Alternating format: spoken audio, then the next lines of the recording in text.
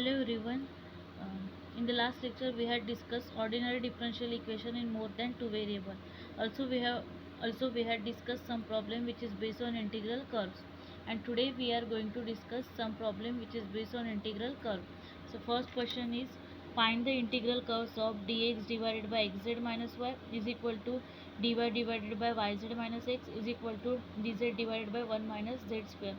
Now this is the auxiliary system of ordinary differential equation. Do you know what is the form of auxiliary system of ordinary differential equation? So dx divided by p is equal to dy divided by q is equal to dz divided by capital R. तर auxiliary system of ordinary differential इक्वेशनचा format काय आहे? dx divided by capital p is equal to dy divided by capital q is equal to dz divided by capital R. And auxiliary system of ordinary differential इक्वेशनला solve करण्यासाठी आपण काय करत असतो? तीन रेशो आपल्याला दिले असतात, कोणतेही दोन रेशो कन्सिडर करत असतो, त्याला सॉल्व करत असतो आणि एक सोल्युशन फाइंड आउट करतो. त्याचप्रकारे एक अनादर वेनी जाऊन आपण कोणत्या पण दोन रेशोला कन्सिडर करतो आणि अनादर सोल्युशन फाइंड आउट करतो. म्हणजेच u is equal to C1 आणि v is equal to C2 अशा प्रकारचे दोन आपल्याला सोल्युशन मिळत असतात आणि त्या सोल्युशनलाच काय म्हणत असतो आपण? Integral curve. Now here we have to find out integral curve. So here first of all I consider first two ratios. So consider first two ratio.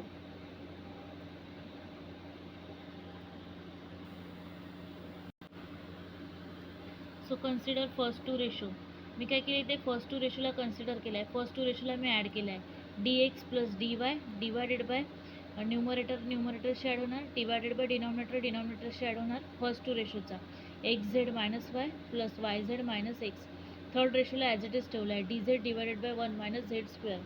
Next d x plus d y, this is your numerator and denominator first term and in the last term which term is common? So here x is common and z minus 1 uncommon term bracket मध्ये येणार. Now second and third term मध्ये काय common येणार? Second आणि third term मध्ये plus y common येणार, bracket मध्ये येणार z minus 1 is equal to d z divided by काय आहे? 1 minus z square. Now this is the expansion of a square minus b square. dz divided by 1 minus z square. So what is the expansion of a square minus b square? So expansion of a square minus b square is a minus b into a plus b. So here we have to apply the expansion of a square minus b square. काय म्हणतो formula? a minus b into a plus b. So 1 minus z square चं expansion काय येणार? 1 minus z into 1 plus z.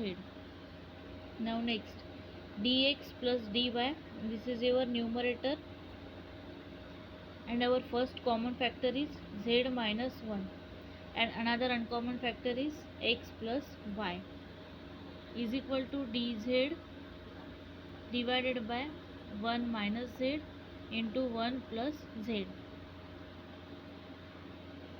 Now next dx plus dy divided by z minus 1 into x plus y. बघा Z minus one cancel होऊ शकते, but काय difficulty येतं इथे?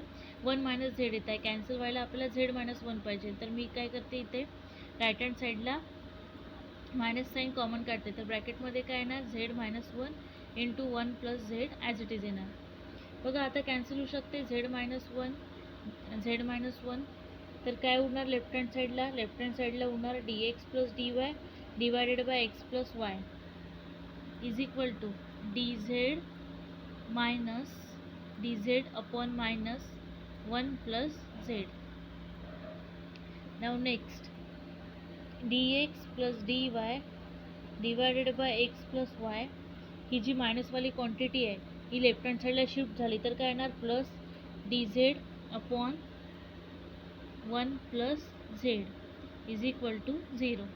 Next मला सोल्युशन फाइंड आउट करायचं आहे, त्यासाठी काय करावं लागणार? याला इंटिग्रेट करावं लागणार. So integrating.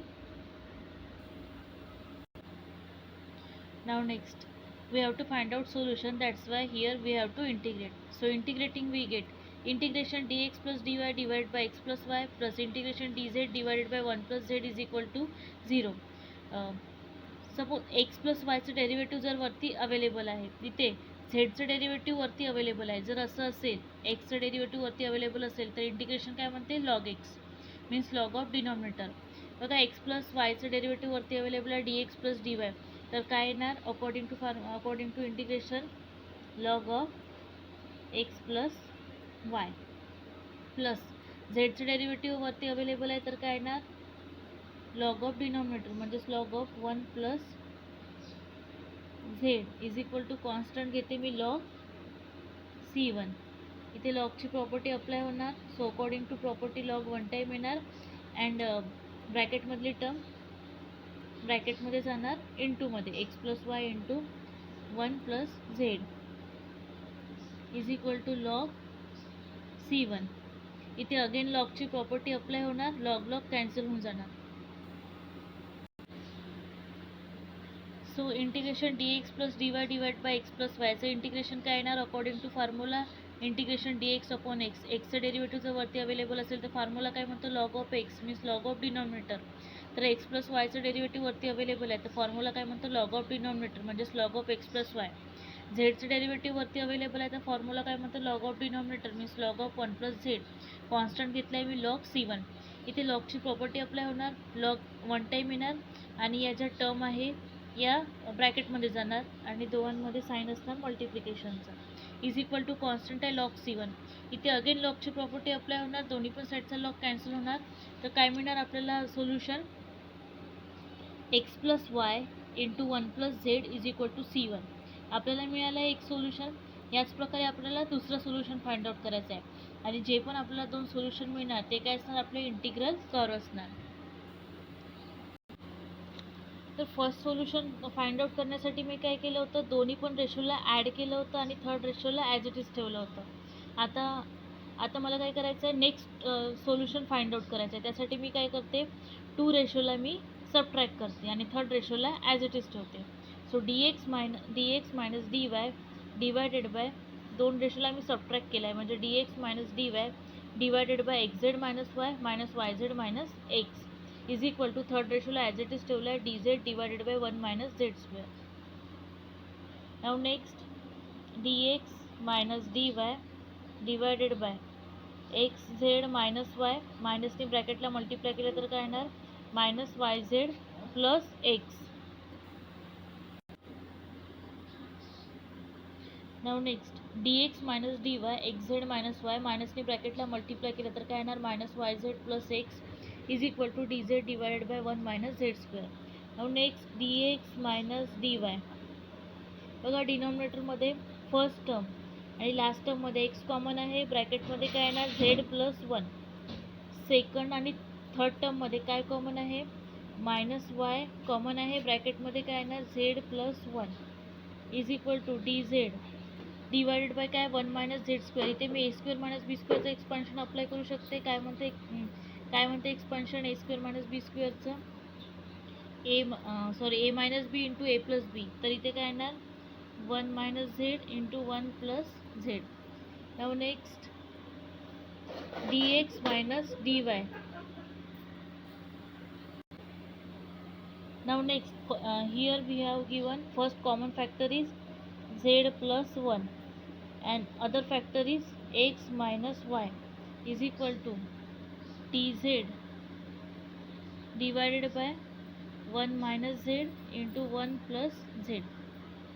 z plus 1 दोन्ही पण साईडच्या डिनॉमिनेटरमध्ये आहे सेम टर्म तर ती कॅन्सल होणार. तर काय होणार d x minus d y divided by x minus y is equal to d z divided by 1 minus z. Now next d x minus d y divided by x minus y. X वायचं derivative वरती available आहे, मी integrate करू शकते, मला काय मिळणार solution.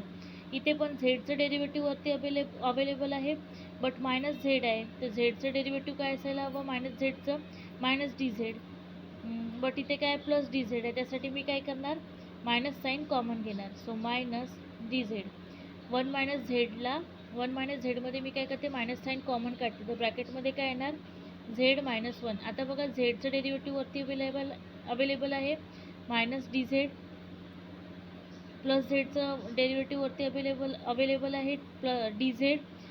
Next d x minus d y divided by x minus y. ही जी निगेटिव्ह क्वांटिटी आहे ही जर मी लेफ्ट हँड साईडला शिफ्ट केली तर ती काय होणार positive. Plus d z divided by z minus 1 is equal to 0. Now next dx minus dy divided by x minus y plus dz divided by z minus 1. Next integrating we get. या क्वांटिटीला मला काय करायचं आहे solution find out करायचं आहे. त्यासाठी मी काय करणार याला इंटिग्रेट करणार. So integration d x minus d y divided by x minus y integration d z divided by z minus 1 is equal to 0. बघा एक्स मायनस वायचं डेरिव्हेटिव्ह वरती अवेलेबल आहे. एक्सचं डेरिव्हेटिव्ह आहे डी एक्स, वायचं डेरिव्हेटिव्ह आहे d y. Integration d x upon x काय होत असते लॉग एक्स. तर integration d x minus d y divide by x minus y काय येणार log of x minus y. Plus झेडचं डेरिव्हेटिव्ह वरती अवेलेबल आहे डी झेड, वनचं डेरिव्हेटिव्ह तर झिरोच येणार. त्यामुळे फॉर्म्युला काय म्हणतो integration d x upon x जर असेल integration d x upon x formula काय म्हणतो लॉग ऑफ एक्स. तर काय येणार लॉग ऑफ डिनॉमिनेटर म्हणजेच log of x minus y plus झेडचं डेरिव्हेटिव्ह वरती अवेलेबल आहे तर काय येणार फॉर्म्युला काय म्हणतो integration d x upon x असेल तर log of x means log of denominator तर काय येणार plus log of z minus 1 आणि कॉन्स्टंट येणार लॉग ऑफ C2. तर बघा इंटिग्रेशन अप्लाय केल्यानंतर काय येणार log of x minus y plus log of z minus 1. कॉन्स्टंटला मी C2 घेतलं आहे लॉग ऑफ C2. इथे अगेन लॉगची प्रॉपर्टी अप्लाय होणार लॉग वन टाईम येणार आणि बाकी क्वांटिटी ब्रॅकेटमध्ये जाणार N2 मध्ये. So x minus y into z minus 1 is equal to log C2. दोन्ही पण साईडचा लॉग कॅन्सल होऊन जाणार तर काय होणार x minus y into z minus 1 is equal to C2. मी याला देते इक्वेशन नंबर 2. इक्वेशन नंबर 1 बघा काय होतं x plus y. Equation number 1 होतं x plus y into 1 plus z is equal to C1. हे होतं इक्वेशन नंबर फर्स्ट. इक्वेशन 2 काय आलं x minus y into z minus 1 is equal to C2. So therefore equation first and 2 are called integral curve. Integral curve. Now here we have to find out integral curve. इक्वेशन जे पण आपल्याला solution मिळाले आहे u is equal to C1 and v is equal to C2 म्हणजेच काय x plus y into 1 plus z is equal to C1 हे first solution होतं. सेकंड सोल्युशन काय होतं x minus y into z minus 1 is equal to C2 हे second solution होतं. या सोल्युशनलाच आपण काय म्हणणार इंटिग्रल कर्व.